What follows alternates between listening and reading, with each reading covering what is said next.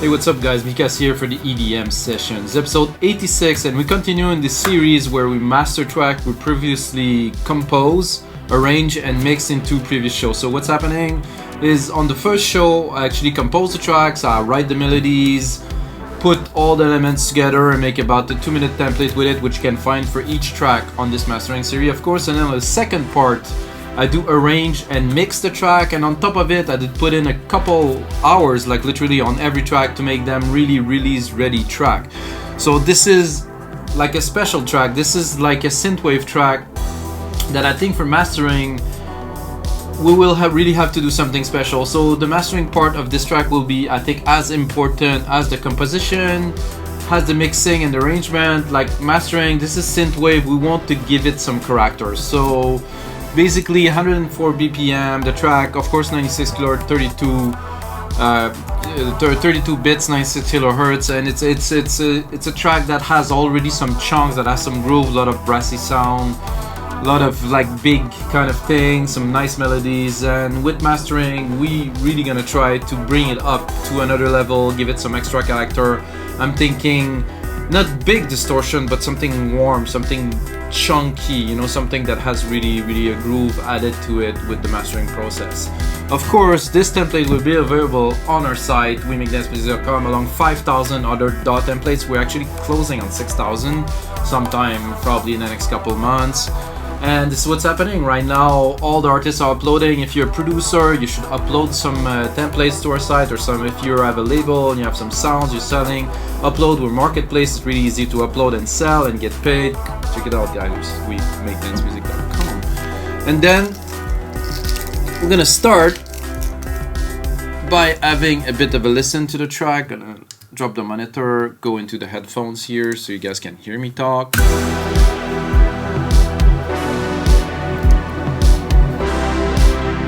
So it is synthwave, but it is breakbeat based. It's not a 4/4. I want it to be a little bit, you know, let's call it original.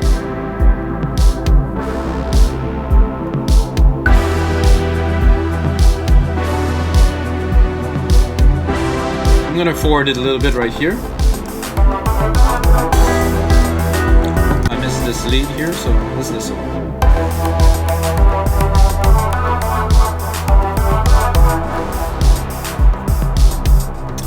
When I was actually arranging and mixing this track, I was listening to the new album from the Weeknd, and this is really the sound that he is going for on a lot. There's even a drum and bass track and stuff, and I was thinking, okay, this track is good, I have to push it to, I would call it the commercial level. Of course there's no vocals in it, but it is still a viable track to lay some vocal on, you know. And of course the template, this finished template, is on our website, of course. And the first part where I actually just composed is also on the website for only $5. So let's bring it forward a little bit. This is the second melody. This is actually an 808 bass, like a big thump that I play in the higher level, and this is what it is. It's just a big, like, clean sine wave. Recorded and played that in real time in the original episode of this. So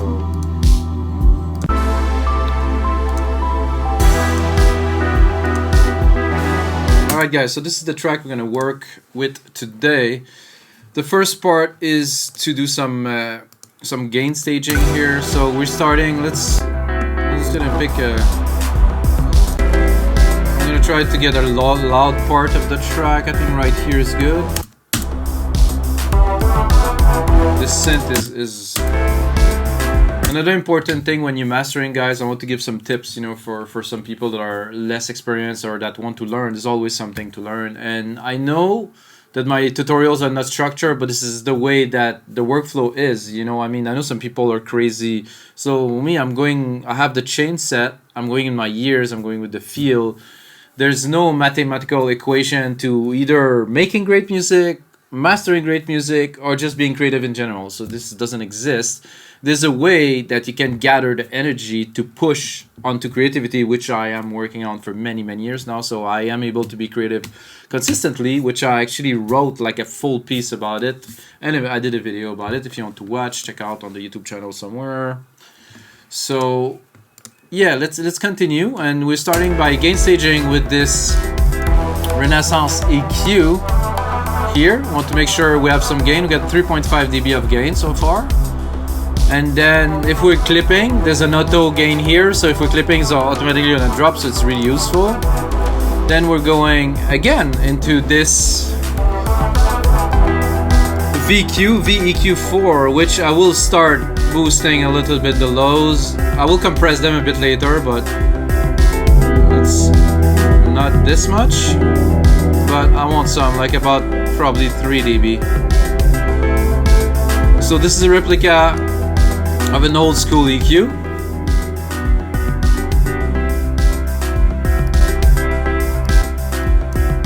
So the way it is altering the frequency is completely different than other EQs. So I also use it for phase. A bit loud here.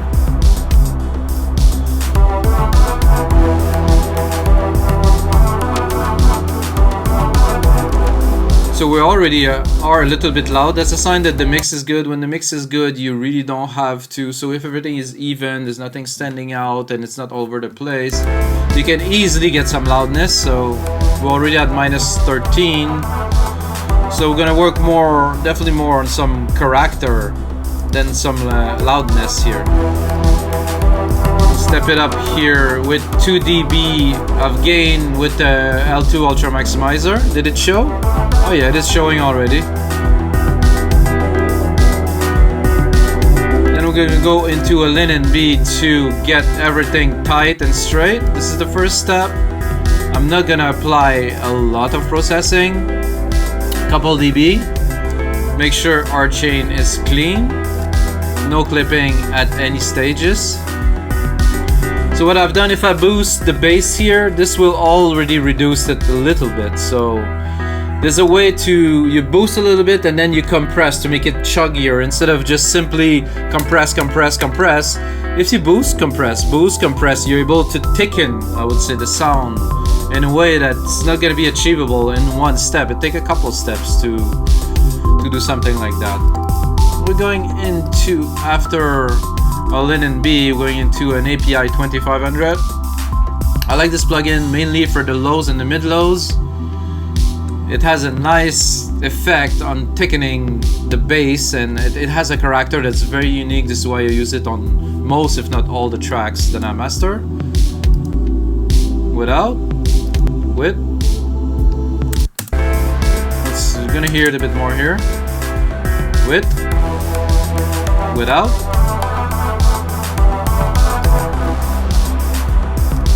It's somehow this doesn't touch so much of the top end, while the SSL channel main compressor will alter, like the whole track seem to be more glued. This one, more of the low end. This is why we're using it, just to glue. Keep on. The output is good. Then we have the SSL G Channel, which I will not use for this track. I don't want a clean sound, I don't want the character of it, so I will move on. This, I will definitely go a little bit mental on the side here. I want the track to feel big, to feel spacious, to feel... I don't think I can go much further than this. Make sure I'm not clipping. With, without. With. Without. With. So... So I give you an interesting comparison. So see the loudness here. I'm gonna go back to there. So the loudness is about -14. If I put that on, we barely went up 1 dB or maybe a little bit, but it seems so much louder. And then when we're gonna apply compression to the signal, it will even tame it down, and you're gonna have that presence and that loudness. Maybe a little bit less. And that stereo field is super wide. It's really, really big. We're dropping that straight onto a Kramer tape, guys, and this I will use, but not abuse, but I will definitely give the tape some juice to clip. This is intentional. We're going into the red here. So I want the percussion, I want everything to be just vibrant and thick and present, and the way to achieve that is you saturate with the tape.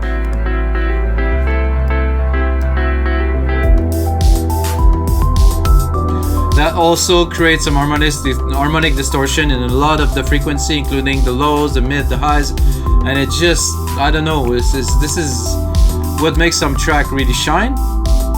And even knowing that we have this loudness now and this presence already in the track, we still have 13 dB of gain to go. So I want on average around -10, like the other track that I'm mastering for this compilation, EDM session, be out on Beatport. They all go around -10, so I want to keep this, and we're going straight into an SSL comp, which we will use, you know, not abusively, about 4 dB, 3-4 dB of compression.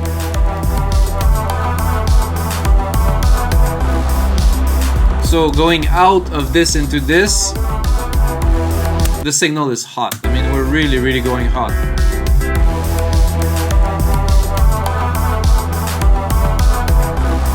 You can hear it's compressed. I mean, there is some chunk into this signal. I like it. Then I'm not sure if I will use this for this particular track. We're gonna give it a try. I don't think it's necessary at this point, but I'm gonna give it a try. This is really to tighten the track, really make all the frequency really nice, harmonious, and they all correlate and stuff. But what we want for this track is just to be chunky, to be big. So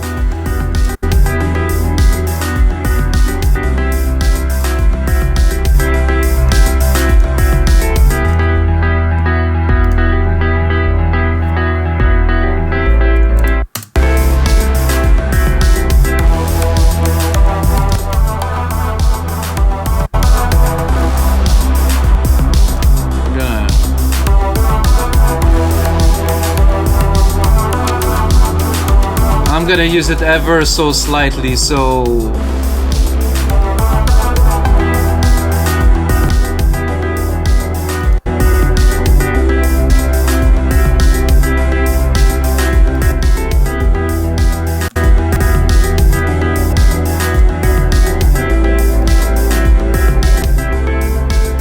I like it a tiny bit.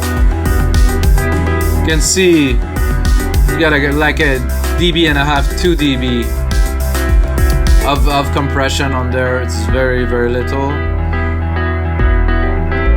Well, it's not literally compression, but almost. Okay, and then we finish this mastering chain with the granddaddy or the grandmommy, the L316, to have you know, commercially, you know, acceptable loudness, and all the track will have about the same loudness. Like I said, it's about, for our track, about -10, so I don't want to push it too far. I'm gonna bring it up already.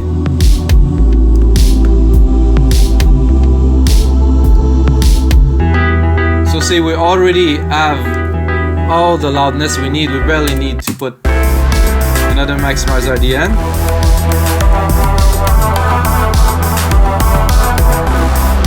Leave it barely too.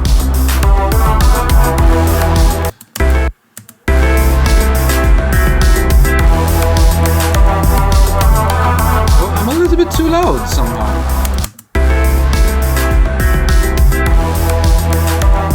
So I was still gonna give it 1 dB, 1 and 1.2, because I like this thickening, what the limiter does to a signal, you know. It's most of the track are like that. And then with the brass is very big, the stereo field is really there, this piano is sitting well, everything is there, guys. We get the loudness here. I wouldn't do much more, so let's have a listen to this track now that we have all the elements in. And you know, at this point, it's a listening session to ensure that everything is okay. We're not clipping anywhere in the signal. We have to run the whole track through the whole program or track or song, call it, through the chain completely. So we're gonna know if we output it, it's not gonna be clipping anywhere in between the plugins. So let's go.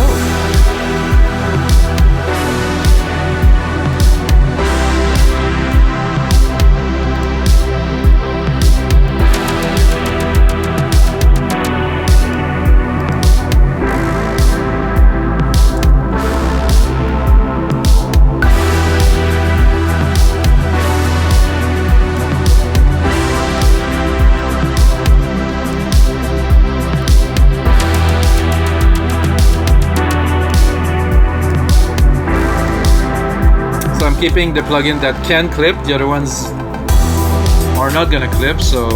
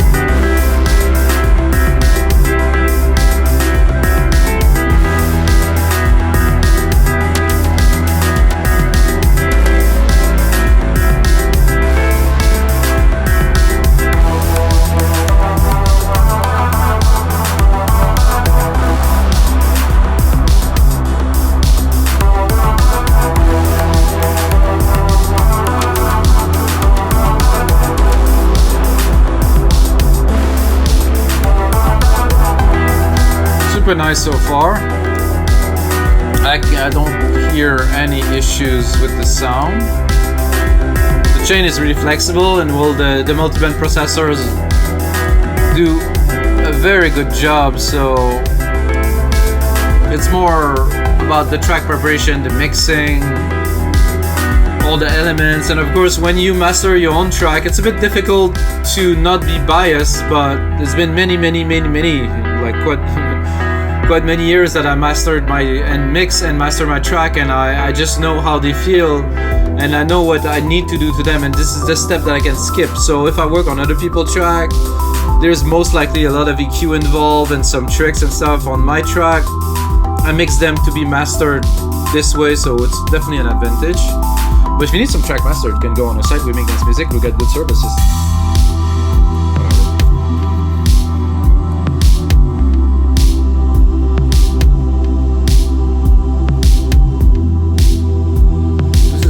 I like it.